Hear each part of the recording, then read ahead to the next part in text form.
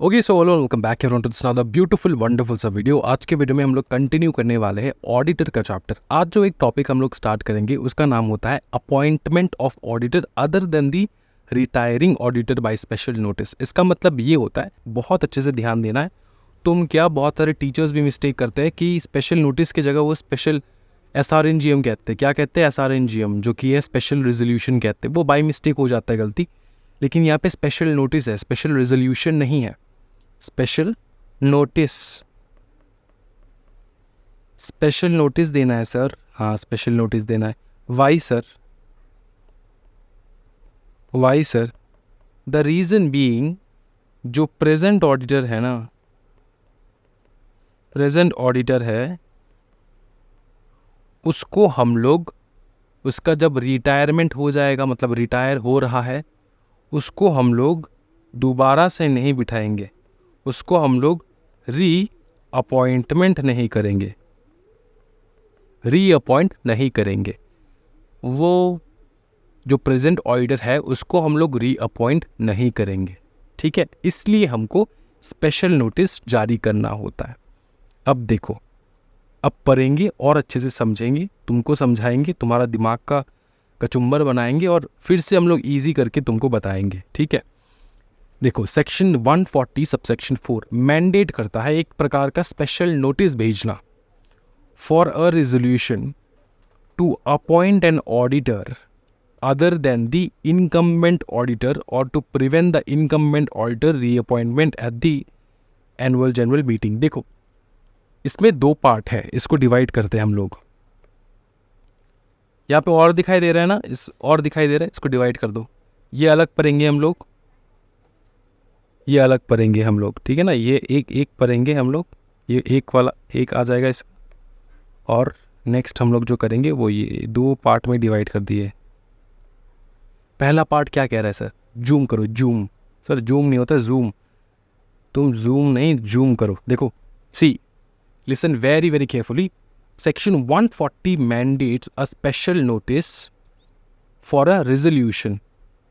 क्या पास करना है? रेजोल्यूशन। रेजोल्यूशन कहाँ पे पास होता है? जनरल मीटिंग में। अब ये कौन सा जनरल मीटिंग है सर? यहाँ पे लिखा है एनुअल जनरल मीटिंग है। अच्छा, तो सर EGM क्यों नहीं है? EGM क्यों नहीं है सर? EGM होता क्या है? कुछ स्टूडेंट पूछेंगे सर EGM क्या होता है? EGM होता है एक्स्ट्रा ऑर्डिनरी जनरल मीटिंग, जो जब कभी भी तुम बुला सकते हो। साल में 10 20 30 बार हो सकता है, कोई दिक्कत वाली बात नहीं। AGM साल में एक ही बार होता है, और ये AGM वही मीटिंग है जहाँ पे एक ऑडिटर को, CA को हम लोग निकाल देते हैं, क्योंकि उसका टाइम पीरियड ख़त्म हो जाता है ना। उसका टाइम पीरियड ख़त्म होता है, प्रोवाइडेड 5 साल वो काम कर रहा हो। तो यहाँ पे हम लोग पढ़ रहे हैं रिटायरिंग ऑडिटर के बारे में, मतलब जो ऑडिटर के बारे में हम लोग पढ़ रहे हैं यहाँ पे, उसका 5 साल ख़त्म हो चुका है, वो अभी रिटायर होने वाला है, वो अभी रिटायर होने वाला है, वो अभी रिटायर होने वाला है। समझ में आ रहा है? अब कंडीशन ये हो सकता है कि वो या तो उसका 5 साल ख़त्म हो चुका हो, या किसी भी कारणवश वो रिटायर हो रहा हो, ठीक है। सुनना अच्छे से। देखो, स्पेशल नोटिस हम लोग पास करेंगे क्योंकि सर रिटायर तो हो रहा है ऑडिटर, इसमें स्पेशल नोटिस पास करने लायक कौन सा बात है? देखो, स्पेशल नोटिस हम लोग इसलिए पास कर रहे हैं क्योंकि ये जो हम लोगों ने ये सीखा तो है ना, कि जो ऑडिटर होता है ना, वो अगर रिटायर हो रहा है ना, उसका रीअपॉइंटमेंट हो सकता है, पॉसिबल है, उसका रीअपॉइंटमेंट पॉसिबल है, रीअपॉइंटमेंट दोबारा से उसी को रीअपॉइंटमेंट करना पॉसिबल है। लेकिन इस सेक्शन में हम लोग पढ़ रहे हैं, सेक्शन 140 सबसेक्शन 4, कि हम लोग स्पेशल नोटिस इसीलिए भेज रहे क्योंकि हम लोग उसको रीअपॉइंट नहीं करना चाहते। पूरा दिमाग में दो साइड में एक बोल्ड लेटर में लिखो, बोल्ड लेटर में लिखो, दिमाग में बिठाओ ये चीज़, कि this section 140 subsection 4 quotes the reason for passing the special notice, the reason for passing the special notice, the reason for circulating, passing the special notice is, according to section 140 subsection 4, we do not want to appoint, or may I correct myself, we do not want to reappoint the present auditor, the present retiring auditor. The present retiring auditor we do not want to reappoint, इसको हम लोग reappoint करना ही नहीं चाहते, इसलिए हम लोग special notice जारी कर रहे हैं। ठीक है, अब ये स्पेशल नोटिस किसके पास जाएगा? ऑब्वियसली ऑडिटर के पास जाएगा जो रिटायर हो रहा है। ये ख़त्म नहीं हुआ, देखो ये पहला पार्ट ख़त्म हो चुका है कि special notice for a resolution to appoint an auditor other than the incumbent auditor. ठीक है, हम लोग स्पेशल नोटिस पास कर रहे हैं किसी दूसरे ऑडिटर को अपॉइंट करने के लिए, other than the present auditor. Incumbent मतलब जो अभी प्रेजेंटली ऑफिस होल्ड कर रहा है, उसके अलावा किसी दूसरे को हम लोग अपॉइंट कर रहे हैं। अच्छा एक चीज़ बताओ, एकदम दिमाग में सेट करो ये चीज़, हम किसी इंसान को अगर लाइफ अपनी ज़िंदगी में से लात मार के निकालना चाहते हैं तो वो कौन से 2 प्रकार के कंडीशंस होंगे जो हम लोग निकालेंगे उसको लात मार के? देखो सिंपल चीज़, देखो अगर किसी इंसान को तुम अपनी ज़िंदगी में, ये तुम्हारा ज़िंदगी, इससे अगर तुम निकालना चाहते हो तो 2 कंडीशंस होंगे, 2 प्रकार के conditions, condition 1 and condition 2। Condition 1 मैं यहाँ पे एक्सप्लेन कर देता हूँ यहाँ पे, ठीक है, ये कंडीशन 1 यहाँ पे एक्सप्लेन होगा। कंडीशन 1 है कि तुम्हारा जो ज़िंदगी है अब जिसको तुम लात मार के निकालना चाहते हो, उसके जगह तुम किसी दूसरे ज़िंदगी को लेकर आ जाओ, तुम किसी दूसरे इंसान को लेकर आ जाओ, तो ये ऑटोमेटिकली निकल जाएगा। इसको ऑटोमेटिकली निकलना होगा क्योंकि एक ज़िंदगी में एक ही इंसान हो सकता है। सर ये फैक्ट नहीं है सर, एक ज़िंदगी में एक ही इंसान हो सकता है सर, ये फैक्ट नहीं है। अब तुम देखो ये बाबर, हुमायूं, उनके जैसे बातें मत करो, एक ज़िंदगी में एक ही इंसान हो सकता है, ठीक है। तो इसको निकालना कैसे है? किसी दूसरे इंसान को लेकर आ जाओ तो ये ऑटोमेटिकली निकल जाएगा। तो यही चीज़ है जो पहला पैराग्राफ कह रहा है, हम लोग पहला लाइन कह रहा है अपने को कि स्पेशल नोटिस भेजना है for a resolution to appoint an auditor other than the incumbent auditor. हम किसी दूसरे ऑडिटर को अपॉइंट कर रहे हैं, जो प्रेजेंट इनकम्बेंट ऑडिटर है उसको निकाल के हम लोग किसी दूसरे ऑडिटर को अपॉइंट कर रहे हैं, तो इसलिए पास करो स्पेशल नोटिस सबको सर्कुलेट करो। ये पहला कंडीशन हो चुका है किसी को ज़िंदगी में से निकालने के लिए। दूसरा कंडीशन क्या है? देखो दूसरा कंडीशन ये हो सकता है सर,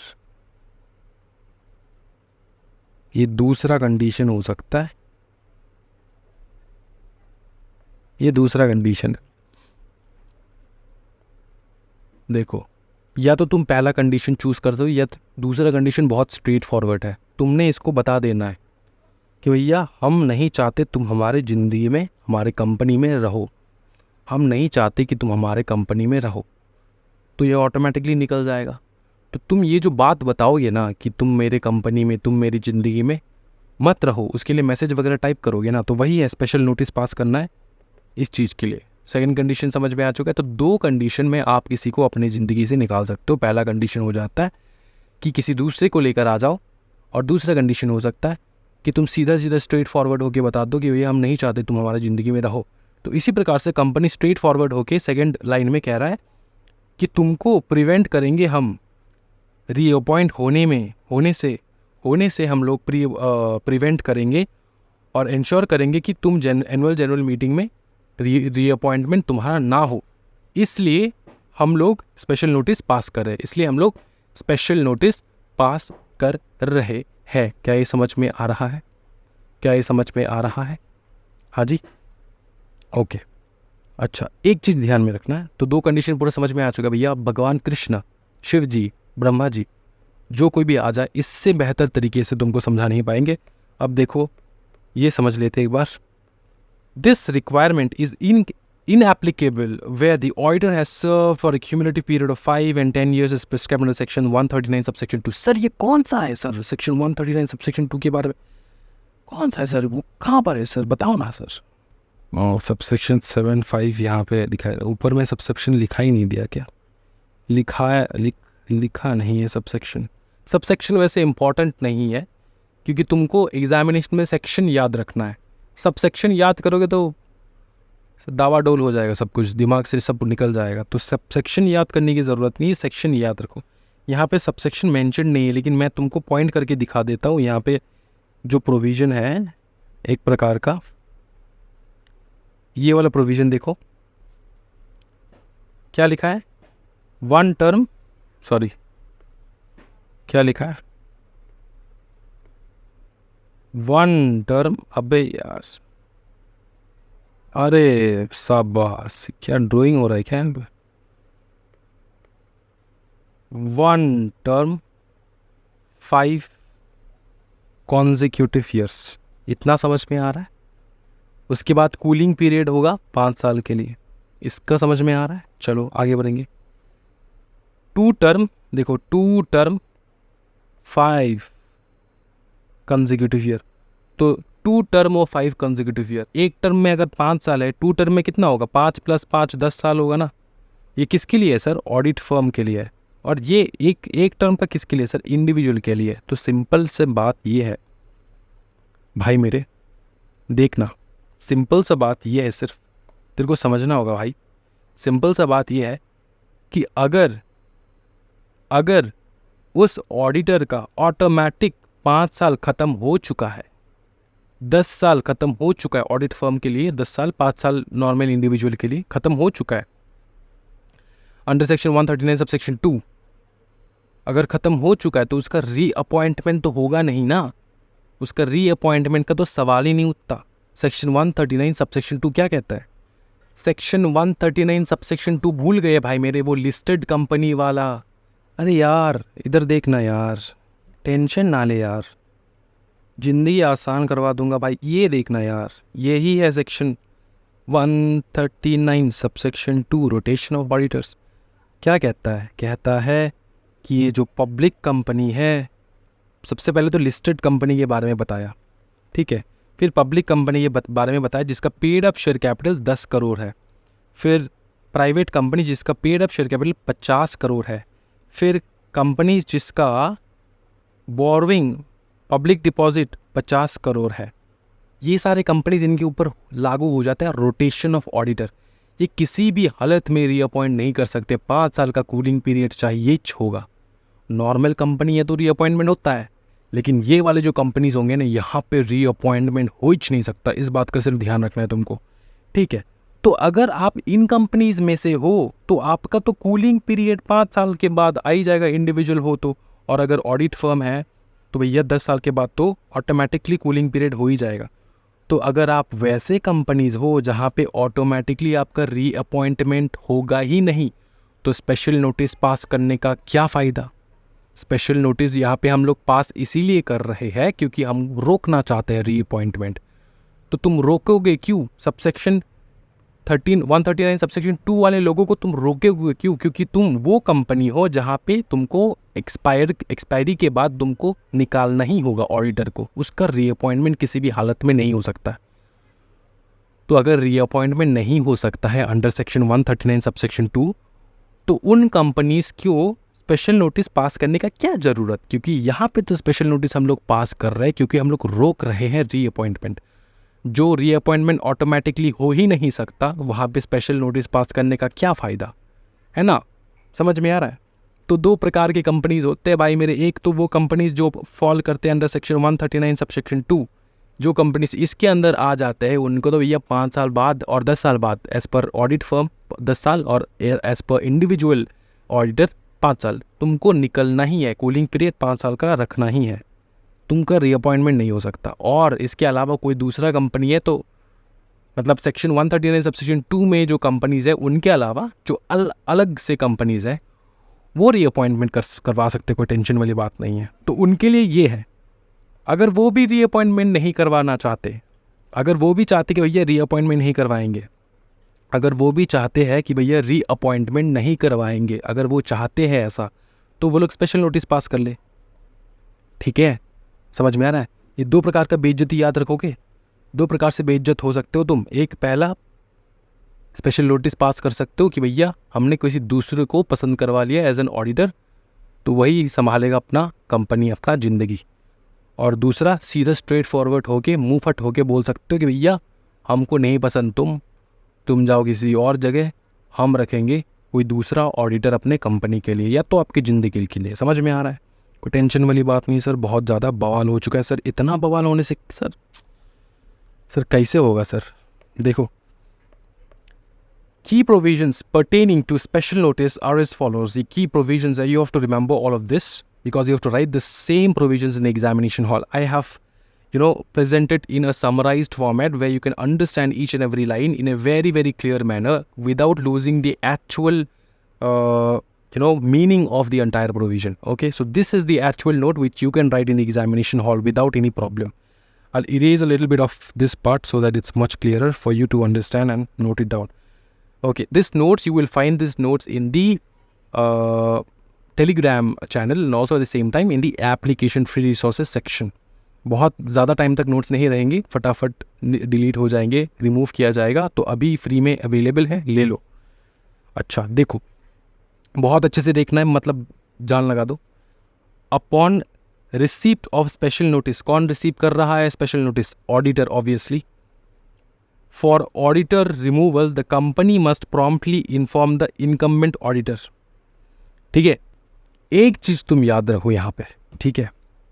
और एक बड़ा कंसेप्ट आने वाला है, दिमाग में बिठाना है इस चीज़ को बिठाना है, बड़ा कंसेप्ट आने वाला है, एकदम दिमाग क्लियर कर लो, ठीक है?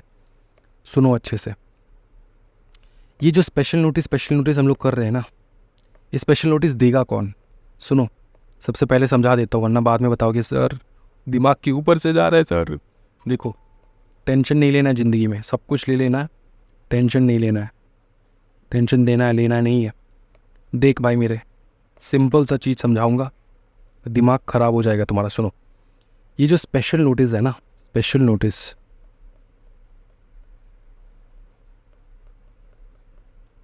सच बात बोल, दिल में हाथ रख के बोल, तेरे को पता है कि ये स्पेशल नोटिस कौन भेजता है?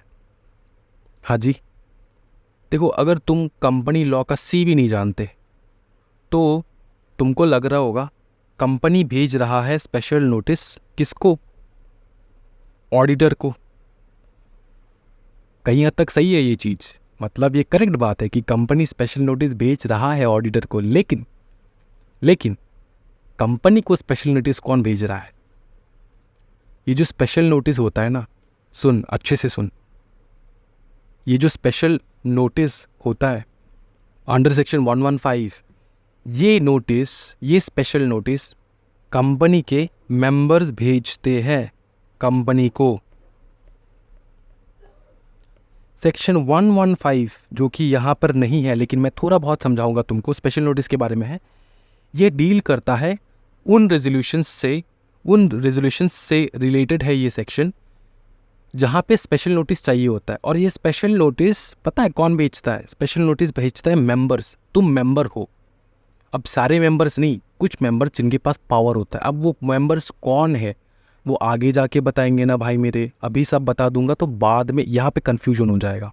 इतना याद रखो, स्पेशल नोटिस क्या बताओ?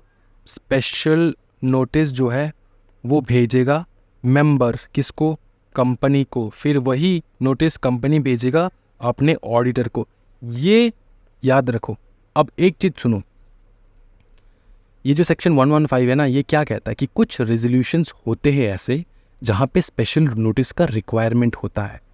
ठीक है, अगर आप मेंबर हो, आप चाहते हो कि ऑडिटर को अपॉइंट ना करे, रीअपॉइंटमेंट ना हो उसका, तो हम लोग क्या करेंगे? स्पेशल नोटिस भेजेंगे। किसको? कंपनी को। कंपनी को बोलेंगे कि कंपनी सुन, ये ऑडिटर जो है हमको पसंद नहीं है, तो हम चाहते इस ऑडिटर का रीअपॉइंटमेंट ना हो। ये चीज़ हम लोग कंपनी को रिक्वेस्ट कर सकते हैं। सर कंपनी बात मानेगा? हाँ बात मानेगा। सर मैं तो एक ही शेयर होल्ड कर रहा हूँ कंपनी में, तो तेरा बात काहे मानेगा? तू तो छोटा मोटा शेयर होल्डर है। बड़े शेयर होल्डर्स का बात मानेगा, बड़े शेयर होल्डर्स का। समझ में आ रहा है? बड़े शेयर होल्डर्स का, जिनका शेयर होल्डिंग अच्छा खासा है। अब शेयर होल्डिंग के बारे में सर बताओ ना, सुनना यार, वो बाद में सीखेंगे, ठीक है? सब यहाँ पे सीख लेंगे तो दिमाग का कचुम्बर हो जाएगा। तो बड़े शेयर होल्डर्स अगर उनको लगता है कि नहीं ये इसको हटाना चाहिए, तो स्पेशल नोटिस भेजेगा किसको? कंपनी को। कंपनी स्पेशल नोटिस भेजेगा किसको? ऑडिटर को। तो यही यहाँ पर लिखा है, देख भाई मेरे, यही यहाँ पर लिखा है भाई, देख मेरे, की provisions pertaining to special notice are as follows. Upon receipt of special notice, कौन रिसीव कर रहा है स्पेशल नोटिस? ये रिसीव कर रहा है company. Upon receipt of special notice four auditors removal, company must promptly inform the incumbent auditor. Company inform करेगा किसको? प्रेजेंट जो ऑफिस होल्ड कर रहा है ऑडिटर, उसको इन्फॉर्म करेगा कंपनी, उसको इन्फॉर्म करेगा कंपनी कि भैया सुनना चिट्ठी आया है। कहाँ से? मेंबर्स ने भेजा है। बोले क्या चिट्ठी है? बोल रहा है कि तुमको लात मार के निकाल दे।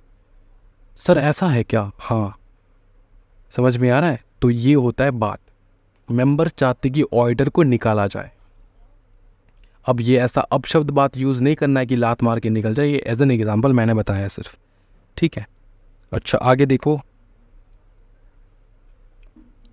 If the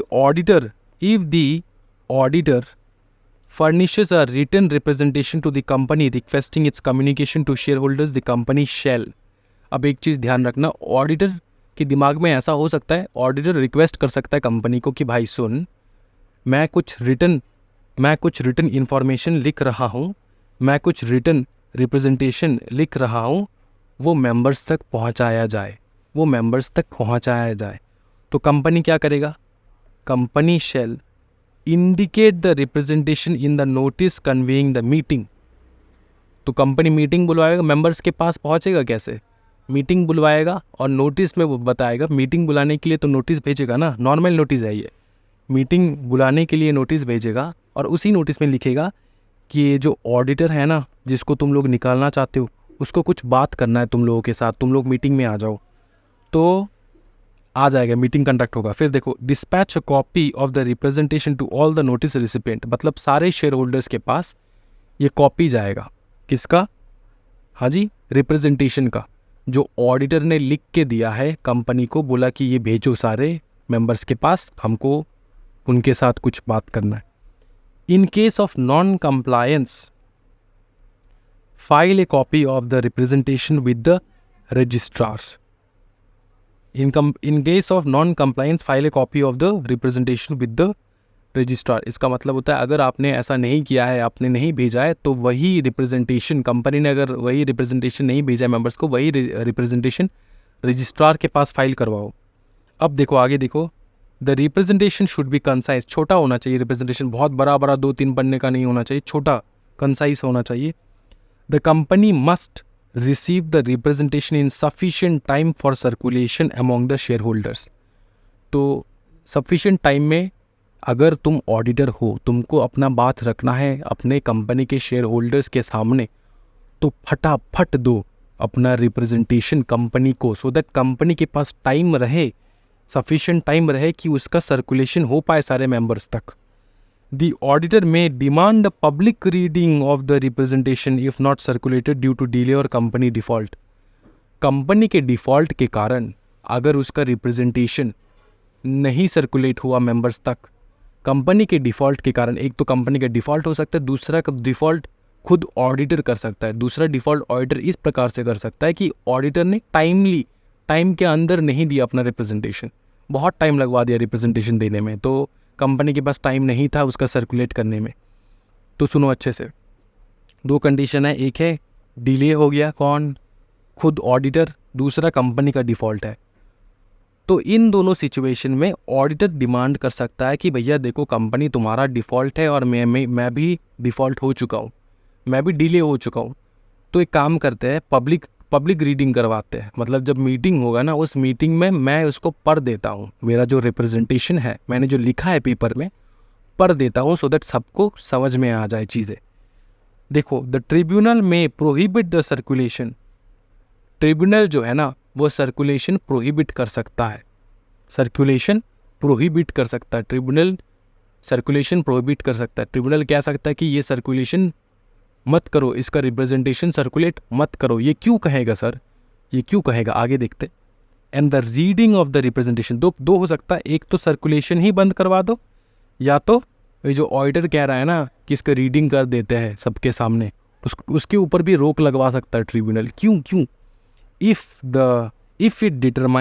tribunal determines that the auditor is abusing the right conferred by this provision, auditor अपना राइट अब्यूज़ कर रहा है, ऑडिटर ने जो रिप्रेजेंटेशन भेजा है ना, उसमें गाली गलोच है, उसमें उल्टा सीधा चीज़ है, उसमें जो चीज़ नहीं होना चाहिए वो भी लिखा है।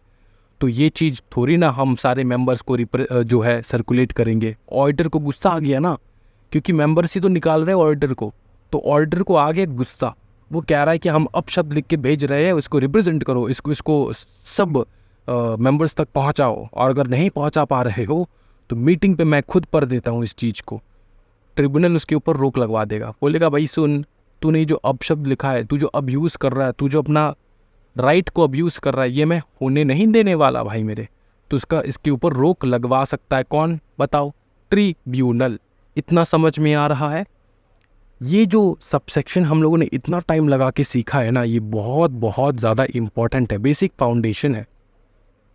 तो चीज़ों को समझो, मैं फिर से बता रहा हूँ, ऊपर से लेकर नीचे तक कुछ याद रखने की ज़रूरत नहीं है। स्टोरी याद रखो, स्टोरी दिमाग में, स्टोरी याद रखो, बाकी सब अपने आप लिख, जैसे तुम राइटिंग प्रैक्टिस करोगे ना, अपने आप बैठ जाएगा। सिर्फ चीज़ याद रखना है तो सेक्शन नंबर्स याद रखो कि कौन से सेक्शन में क्या कहा गया है, बस यही याद रखो, और बाकी तुम अपने हिसाब से बना के लिखो, तुमको फुल मार्क मिलेगा ICSI से। ठीक है, चलो पावर ऑफ ट्रिब्यूनल के बारे में जानेंगे हम लोग। Power of tribunal, Trimurti. A national company law tribunal can either suo motu, मतलब सुओ मोटो, सर गाली दे रहे हो क्या सर, मोटो बुला रहे हो हमको? सुनना भाई मेरे यार, ये सुओ मोटो का मतलब होता है खुद से, खुद के मर्जी से, अपने आप ही। बहुत ज़्यादा मैंने जो है एक्सप्लेन कर दिया सुओ मोटो का मतलब। सुओ मोटो का मतलब फिर से बताओ, खुद से, अपने आप से, अपने आप ही, सुओ मोटो। ट्रिब्यूनल खुद से, ट्रिब्यूनल के पास कोई गया नहीं है, ट्रिब्यूनल खुद से क्या कर रहा है सर, खुद से, सुनो। और an application from central government, या तो खुद से, खुद से, या तो सेंट्रल गवर्नमेंट ने एप्लीकेशन भेजा, या तो कंसर्न्ड पर्सन ने एप्लीकेशन भेजा। ये 3 कंडीशन है, सुनो। ट्रिब्यूनल या तो खुद से, या तो सेंट्रल गवर्नमेंट ने ट्रिब्यूनल को बताया, या तो कंसर्न्ड पर्सन ने ट्रिब्यूनल को बताया। क्या बताया, क्या हो रहा है सर? देखो, removal of auditor for fraud. तो ये 3 कंडीशन हो सकता है, या तो ट्रिब्यूनल को पता चला कि ऑडिटर फ्रॉड है, या तो सेंट्रल गवर्नमेंट बता रहा है ट्रिब्यूनल को कि ऑडिटर फ्रॉड है, या तो पर्सन जो कंसर्न्ड है, कंसर्न्ड पर्सन कोई भी हो सकता है, कंपनी का मेंबर हो सकता है, डायरेक्टर हो सकता है, कोई भी हो सकता है। अभी जो कंसर्न्ड पर्सन है उसने निकाल रहा है, वो कह रहा है कि फ्रॉड है ऑडिटर, इसलिए इसका रीअपॉइंटमेंट नहीं होना चाहिए।